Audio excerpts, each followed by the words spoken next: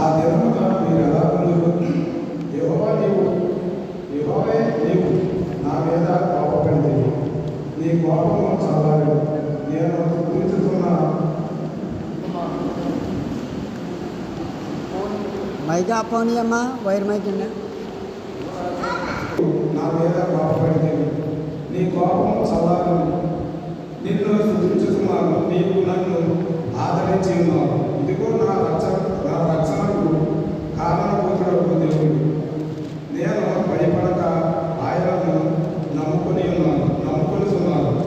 యెహోవా నాకు బలము, ఆయనే నా కీర్తన ఆస్పదం, ఆయన నాకు రక్షణ దారుణమైన.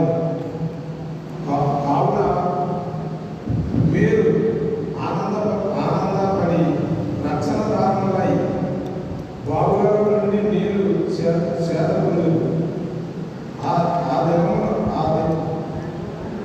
దినమున మీరు ఎలాగందు యెహోవాను స్తుతించుడి, ఆయన నామమున ప్రకటించుడి, జనులారా ఆయన క్రియలను ప్రచురం చేయుడి. ఆయన నామము ఘనమైనదని జ్ఞాపకము తెచ్చుకొనిడి. యెహోవాను గూర్చి కీర్తన పాడి ఆయన తన మహిమను వెల్లడిపరిచింది.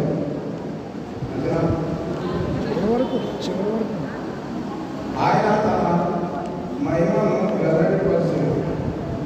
భూమి అంతటను ఇది తెలియబడింది. సియోను నివాసి ఏ బ్యాటరీలు అయిపోయినారా? అమ్మాయికి అమ్మ, వైర్ మైకి అమ్మ.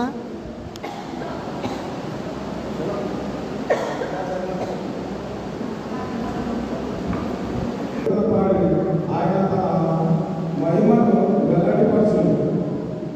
భూమి మీద అంతటను ఇది తెలియబడింది. సియోను నివాసి దగ్గరగా చేయను. నీ మధ్యలో నా ఇశ్రాయేలు యొక్క పరిశుద్ధ దేవుడు కనుడై ఉన్నాడు. ఇంతటితో నేను దీని కొరకు ఏర్పాటు చేయబడిన పాత్ర వాక్యాలను ముగిస్తున్నాను.